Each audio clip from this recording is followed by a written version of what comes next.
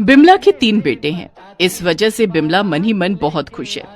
सभी बिमला से कहते हैं, अरे बिमला, तुम तो बहुत खुश नसीब हो। 3 बेटे हैं, 3 बहुएं आएंगी, तुम तो रानी की तरह रहोगी, रानी की तरह। हाँ, खुश नसीब तो मैं हूँ। तीनों भाइयों में प्यार भी बहुत है, सभी मिलजुल कर रहेंगे। लेकिन बिमला को कहाँ पता था कि आजकल के रिश्ते बहुत नाजुक होते हैं। थोड़ा सा धक्का लगने से ही सब कुछ बिखर जाता है।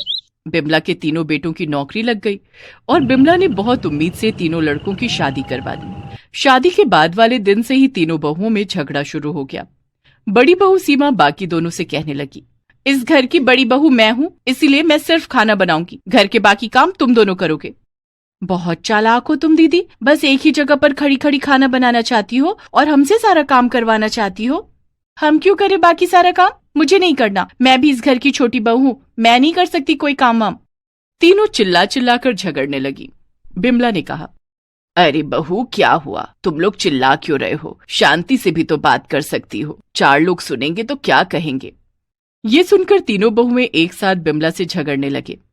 4 लोगों से हमें क्या? आपको परवाह होगी 4 लोगों की, हमें नहीं है। हाँ, यहाँ हम परेशान हैं और आपको 4 लोगों की पड़ी है। माँ जी, मैं ऐसे एक साथ नहीं रह सकती, मुझे रसोई अलग करनी है। बिमला चौंक गई। ये क्या कह रही हो तुम बहू? अभी अभी तो इस घर में आई हो। तो क्या हुआ? इतना सारा काम मैं नहीं कर सकती हूँ? हमारे जमाने में पूरा परिवार एक साथ रहता था। हम तो सिर्फ 7 लोग हैं। मेरे घर में 70 लोग रहते थे, लेकिन कभी किसी ने किसी के साथ झगड़ा नहीं किया। सभी एक साथ मिलजुल कर रहते थे। अब वो जमाना भी नहीं रहा और वो लोग भी नहीं रहे, इसीलिए चुपचाप हमारी बात मान लीजिए। बिमला के पास और कोई चारा नहीं रहा। तीनों बहुओं ने अपनी अपनी रसोई अलग कर ली और अलग अलग खाना बनाने लगे। शाम को उसके तीनों बेटे घर लौटे और सभी मीटिंग पर बैठ गए। तुम तीनों एक दूसरे से अलग हो गए, लेकिन मेरा क्या होगा? मैं किसके पास खाऊंगी? बड़े बेटे राजेश ने कहा, मेरे पास 4 महीने खा सकती हो आप। मेरे पास 4 महीने। और मेरे पास 4 महीने। लेकिन सीमा ने कहा, क्यों माँ, हमारे पास 4 महीने क्यों खाएंगी? छोटे देवर जी की इनकम सबसे ज्यादा है। माँ, आप छोटे देवर जी के पास 6 महीने खाएंगी। अरे वाह दीदी, ये कहाँ का नियम है? सभी के पास माँ 4 महीने करके खाएंगी, नहीं तो किसी के पास नहीं खाएंगी। इस बात को लेकर भी तीनों बहुओं के बीच में लड़ाई शुरू हो गई। उसमें बिमला के तीनों बेटे भी शामिल हो गए। हाँ, मेरी बीवी सही कह रही है। अनुज, तेरा इनकम ज्यादा है। तो क्या हो गया? माँ तो हम तीनों की है ना। मेरा इनकम सबसे कम है, मैं माँ को सिर्फ 1 महीने खिला सकता हूँ। हाँ। ऐसे ही कुछ देर झगड़ा चलने लगा। बिमला की आंखों में आंसू आ गए। हे भगवान, मैंने क्या सोचा था और ये क्या हो रहा है? चुप करो तुम लोग, किसी को मेरी जिम्मेदारी लेने की जरूरत नहीं है। मैं खुद खाना बनाकर खा लूंगी। तुम लोग बस शांति से इस घर में रहो। झगड़ा रुक गया। वो लोग यही तो चाहते थे। उस दिन से बिमला अकेली खाना बनाकर खाने लगी। लेकिन तीनों बहुओं में झगड़ा नहीं रुका। हर रोज किसी न किसी बात को लेकर झगड़ा होने लगा। अरे, ये मेरे कमरे के सामने कचरा कहाँ से आ गया? ये जरूर उस डायन रेखा का काम है। सुषमा ने सुबह सुबह रेखा पर चिल्ला दिया। रेखा भी चिल्लाने लगी, मेरा काम है? मैं तुम दोनों की तरह डायन नहीं हूँ, ये जरूर सीमा का काम है। हाँ हाँ, सारा दोष मुझ पर डाल दो। यही तो चाहती हो तुम दोनों, मुझे मार डालना चाहती हो। मेरा भाई भी पुलिस में है, मैं उसके पास शिकायत करूंगी। हाँ हाँ हाँ, कर लो शिकायत, मेरा भी भाई वकील है, मैं भी देख लूंगी। आज से तुम दोनों मुझे शक्ल मत दिखाना। तीनों बहुओं के बीच में बेचारी बिमला पिस जाने लगी। 1 साल बाद सीमा का एक बेटा हुआ और रेखा की एक बेटी हुई और सुषमा गर्भवती हो गई। सीमा ने उसके पति राजेश से कहा, देखिए जी, हमारा परिवार बड़ा हो रहा है, बेटा भी हो गया है और इस घर में हमारे लिए कमरा है एक। हाँ, तो क्या करूं? हम लोग नए घर में चले जाते हैं, वैसे भी ये घर पुराना हो गया है। लेकिन माँ का क्या होगा? बाकी दोनों हैं ना माँ को देखने के लिए। माँ की वजह से हम पूरा जीवन यहीं सड़ेंगे क्या? राजेश ने नया घर देखना शुरू कर दिया। एक दिन राजेश ने सभी को बुलाकर कहा, माँ, हम ये घर छोड़कर नए घर में जा रहे हैं। यहाँ एक ही कमरा है, हमारा बेटा कहाँ रहेगा? ये क्या बोल रहा है बेटा? कमरा कम पड़ रहा है तो यही बनवा ले, नए घर में जाने की क्या जरूरत है? जरूरत है माँ जी, हमारा बेटा बड़ा होगा, स्कूल में भर्ती होगा, घर में पढ़ाई करनी पड़ेगी। लेकिन इस घर में तो कुछ जानवर रहते हैं, हमेशा शोर शराबा करते रहते हैं, यहाँ पढ़ाई नहीं हो सकती।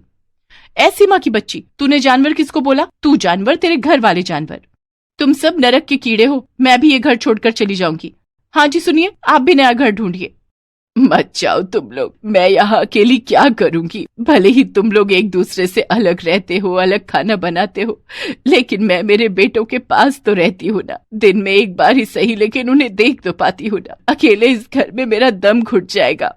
नहीं माँ, रेखा ठीक कह रही है। मैं भी अब इस घर में नहीं रहना चाहता हूँ। तो तुम लोग माँ को मेरे कंधे पर बैठाकर भागना चाहते हो? मैं ये होने नहीं दूंगा। मैं भी चला जाऊंगा यहाँ से। वैसे भी मैं तुम दोनों से ज्यादा कमाता हूँ। और इस तरह तीनों घर छोड़कर अपने अपने नए घर में चले गए। बिमला अकेली रह गई यहाँ। जिस परिवार को वो मजबूत समझती थी, वो परिवार ऐसे कांच की तरह बिखर जाएगा, ये उसने सपने में भी नहीं सोचा था।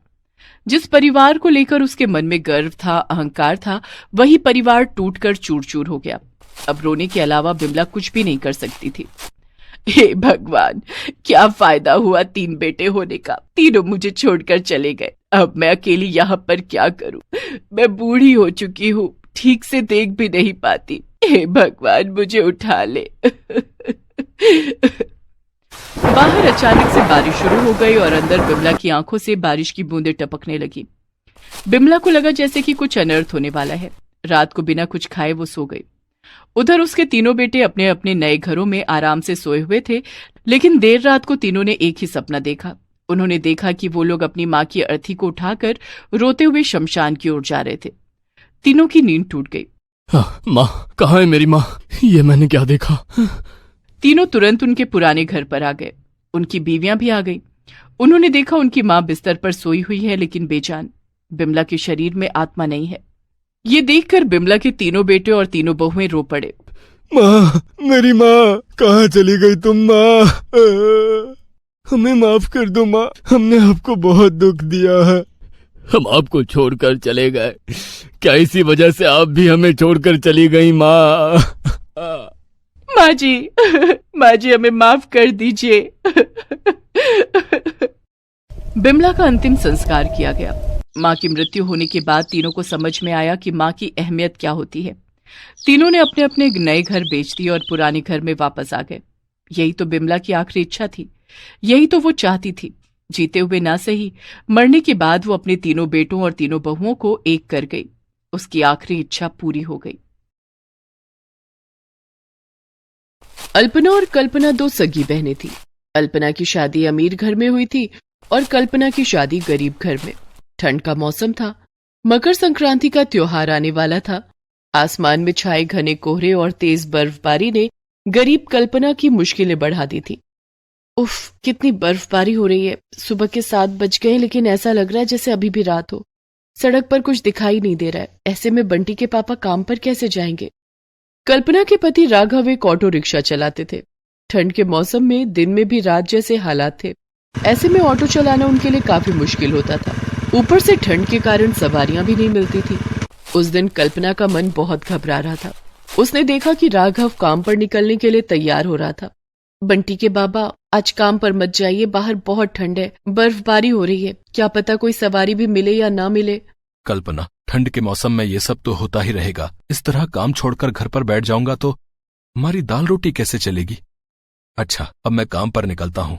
राघव अपना ऑटो रिक्शा लेकर सवारी की तलाश में निकल पड़ता है। कल्पना के 6 साल के बेटे बंटी की स्कूल की छुट्टियां चल रही थी। बंटी अभी सो रहा था। कल्पना उसे जगाती है। बंटी, बंटी उठ जा बेटे, सुबह हो गई है। माँ, अभी तो रात ही है, सूरज तो निकला ही नहीं। बेटे, कोहरे के कारण सूरज दिखाई नहीं दे रहा है। तू उठ जा, देख तेरे बाबा भी काम पर निकल चुके हैं। तू भी तैयार होकर पढ़ाई करने बैठ जा। कल्पना बंटी से बातें कर रही थी, तभी उसके फोन की घंटी बजती है। कल्पना ने देखा उसकी अमीर बहन अल्पना का फोन था। हेलो अल्पना, कैसी है बहन? मैं तो ठीक हूँ। अच्छा सुन, एक जरूरी बात बताने के लिए तुझे फोन किया है। कौन सी जरूरी बात? देख कितनी ठंड पड़ रही है। आज रात मैंने अपने घर में विंटर पार्टी रखी है। मेरी सोसाइटी की सभी औरतें और बच्चे पार्टी में आएंगे। हम बोन फायर करेंगे और वहीं बैठकर खाना खाएंगे। तू जरूर आना और बंटी को भी ले आना। लेकिन अल्पना, मेरा आना भी तय नहीं है। कल्पना, तू कितनी कंजूस है। अरे, अपनी बहन से मिलने के लिए थोड़े से पैसे नहीं खर्च कर सकती? ऑटो रिक्शा में थोड़ा सा पेट्रोल ही तो भरवाना पड़ेगा। इधर बंटी भी मौसी के घर विंटर पार्टी की बात सुनकर वहां जाने की जिद करने लगा। माँ, चलो ना मौसी के घर, मेरी स्कूल की छुट्टियां हैं, तुम कहीं घुमाने नहीं ले गई। मौसी के घर पर ही एंजॉय कर लूंगा ना। ठीक है अल्पना, मैं पार्टी में आ जाऊंगी। इतना कहकर कल्पना फोन रख देती है। लेकिन कल्पना को पता था कि जब वो राघव के ऑटो रिक्शा में बैठकर अल्पना के घर जाएगी तो अल्पना उसका कितना मजाक उड़ाएगी। ऐसा पहले बहुत बार हो चुका था। लेकिन बंटी के बार बार जिद करने पर कल्पना अपनी अमीर बहन अल्पना के घर जाने के लिए तैयार हो जाती है। शाम को जब राघव काम से घर लौटता है तो कल्पना उसे विंटर पार्टी वाली बात बताती है। कल्पना, आज कोई सवारी नहीं मिली। आज मेरी जेब में फूटी कौड़ी भी नहीं है। ऑटो में थोड़ा पेट्रोल तो है, लेकिन वो मैंने कल के लिए बचा कर रखा है। कोई बात नहीं बंटी के बाबा, मेरा तो वैसे भी पार्टी में जाने का मन नहीं था। माता पिता की बात सुनकर बंटी ने रोना धोना शुरू कर दिया और पार्टी में जाने की जिद करने लगा। कल्पना, मेरे ख्याल से तुम्हें पार्टी में अपनी बहन के घर जरूर जाना चाहिए। चलो, मैं तुम लोगों को वहां छोड़ देता हूँ। लेकिन कल आप काम पर कैसे जाएंगे? कल के लिए कुछ इंतजाम हो जाएगा, उसकी फिक्र तुम मत करो। पार्टी में बंटी का दिल बहल जाएगा। कल्पना और बंटी तैयार होकर ऑटो रिक्शा में बैठ जाते हैं और राघव उन्हें अल्पना के घर छोड़ देता है। अल्पना का घर एक आलीशान बंगला था। उसके पति काफी रईस थे। कल्पना जब ऑटो रिक्शा से उतरकर अल्पना के बंगले में जाने लगती है तो पार्टी में आए मेहमान उसे अजीब नजरों से घूरने लगते हैं। वे कल्पना और बंटी के सस्ते कपड़े देखकर मुंह टेढ़ा कर लेते हैं। इधर राघव बंगले के बाहर ऑटो लेकर खड़ा था। वहां उसे कुछ सवारियां मिल जाती हैं और उसकी कमाई हो जाती है। इधर पार्टी में, अरे कल्पना, राघव को कहाँ छोड़ दिया? वो बंगले के बाहर ही हैं। चलो अच्छा किया उन्हें बाहर छोड़ाई, इसी बहाने उन्हें सवारियां मिल जाएंगी। वैसे भी इतनी ठंड में उनकी कमाई कहाँ हो पाती होगी। सबके सामने अल्पना का इस तरह से कहना कल्पना को बिल्कुल भी अच्छा नहीं लग रहा था, लेकिन उसने कुछ नहीं कहा। सभी लोग घर के बाहर लॉन में बैठे थे जहाँ बॉनफायर हो रहा था। बंटी अल्पना के बेटे विकी के साथ खेल रहा था। खाने पीने का दौर शुरू हो गया था। तभी कल्पना ने अल्पना से कहा, अल्पना, अगले हफ्ते मकर संक्रांति का त्योहार है, क्या तू गंगा स्नान के लिए चलेगी? क्या कल्पना, तू अभी भी इन सब बातों पर विश्वास करती है? गंगा स्नान, और वो भी इतनी ठंड में? अल्पना, मकर संक्रांति के दिन गंगा स्नान करने से 7 जन्मों के पाप धुल जाते हैं। इस दिन गंगा में स्नान करके जरूरतमंदों के बीच दान भी करना चाहिए। ओह कम ऑन कल्पना, तू अभी भी 7 जन्मों पर यकीन करती है? अरे जो जिंदगी है सो आज है, कल किसने देखा? पता नहीं 7 जन्म होते भी है या नहीं। मैं ये सब नहीं मानती। और रही बात जरूरतमंद को दान करने की, तो मैं तुझे कुछ दान में दे दूंगी। ऐसा कहकर अल्पना जोर जोर से हंसने लगती है। उसकी हंसी कल्पना के दिल में कांटों की तरह चुभ रही थी। उससे पार्टी में कुछ खाया भी नहीं गया। बंटी का हाथ पकड़कर वो बंगले से बाहर आ गई। बाहर राघव उसका इंतजार कर रहा था। तीनों ऑटो पर बैठकर घर आ जाते हैं। घर आकर कल्पना फूट फूट कर रोने लगती है। क्या बात है कल्पना? मैंने कहा था ना कि मेरा वहां जाने का बिल्कुल मन नहीं है। फिर कल्पना ने राघव को वो सब बताया जो अल्पना ने उससे कहा। तुम दिल छोटा मत करो कल्पना, उसे अपनी अमीरी के घमंड में रहने दो, लेकिन तुम अपना कर्तव्य मत भूलना। मकर संक्रांति अच्छे से मनाना। और हाँ, तुम जब पार्टी में थी तब मुझे कुछ सवारियां मिल गईं और मेरी थोड़ी बहुत कमाई भी हो गई। ये लो 300 रुपए, मकर संक्रांति पर तुम्हारे काम आएंगे।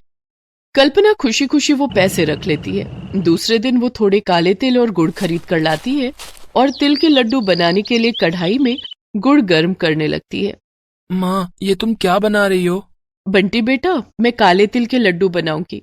काले तिल के लड्डू? हाँ बंटी बेटा, अगले हफ्ते मकर संक्रांति का त्योहार आने वाला है। उस दिन काले तिल के लड्डू दान करने चाहिए और खुद भी खाना चाहिए। लेकिन मकर संक्रांति पर काले तिल के लड्डू ही क्यों खाते हैं, जबकि बाजार में इतनी सारी मिठाइयाँ हैं? बंटी बेटा, काले तिल शनिदेव को बहुत पसंद है और गुड़ सूर्य भगवान को। इन दोनों को मिलाकर लड्डू बनाने से शनि और सूर्य के बीच संबंध अच्छे होते हैं, जिसका असर हमारे ऊपर भी पड़ता है। इसलिए इस दिन काले तिल के लड्डू बनाकर सूर्य भगवान को भोग लगाना चाहिए और उसके बाद लड्डू को दान भी करना चाहिए और खुद भी खाना चाहिए। अच्छा, तो लड्डू बनाने में मैं भी आपकी मदद करूंगा। बंटी और कल्पना दोनों मिलकर काले तिल के लड्डू बनाने लगते हैं। तभी राघव अपना ऑटो किसी तरह घसीटता हुआ घर आता है। आवाज सुनकर कल्पना और बंटी घर के बाहर आते हैं। कल्पना ने देखा कि राघव को काफी चोटें आई थी और ऑटो भी खराब हालत में था। ये क्या हो गया बंटी के बाबा? एक गाड़ी वाले ने टक्कर मार दी जिसमें ऑटो टूट गया।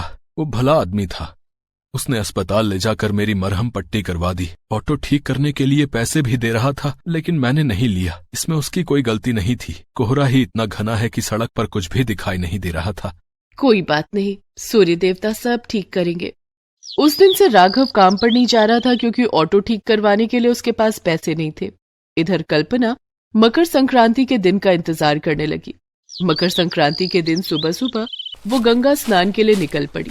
उसने अपने पास थोड़ा सा चूड़ा, गुड़ और काले तिल के लड्डू रख लिए। गंगा नदी पहुंचकर उसने वहां स्नान किया और भगवान सूर्य की आराधना की। उसने भगवान सूर्य को चूड़ा, गुड़ और काले तिल के लड्डुओं का भोग लगाया। उधर अल्पना ने मकर संक्रांति पर न तो गंगा स्नान किया और न ही भगवान सूर्य की आराधना की। पूजा के बाद घर जाने के लिए जैसे ही कल्पना घाट से बाहर आई, उसके सामने एक फटेहाल में भिखारी खड़ा था। कल्पना ने भिखारी को काले तिल के लड्डू और कुछ पैसे दिए। जैसे ही कल्पना ने भिखारी को दान दिया, भिखारी के शरीर से तेज प्रकाश निकलने लगा और वहां पर सूर्यदेव प्रकट हो गए। कल्पना ने हाथ जोड़कर सूर्यदेव को प्रणाम किया। पुत्री कल्पना, तुमने पूरे विधि विधान से मकर संक्रांति की पूजा की है। आज से तुम्हारे सारे दुख दूर हो जाएंगे। बोलो, तुम्हें क्या चाहिए? आपकी सदा जय हो सूर्यदेव। मैं जानती हूँ मेरी बहन अल्पना ने मकर संक्रांति की पूजा नहीं की होगी, लेकिन मैं चाहती हूँ कि उसे भी उतना ही फल मिले जितना मकर संक्रांति की पूजा करने वालों को मिलता है। तथास्तु कल्पना, तुम्हारा कल्याण हो। सूर्यदेव अंतर्ध्यान हो गए। कल्पना जब घर पहुंची तो उसने देखा कि राघव बिल्कुल ठीक हो चुका था। उसका ऑटो भी ठीक हो गया था और उसका घर रुपए, पैसों, सोने चांदी से भरा हुआ था। सूर्यदेव के आशीर्वाद से अब कल्पना अल्पना से भी ज्यादा अमीर हो गई थी।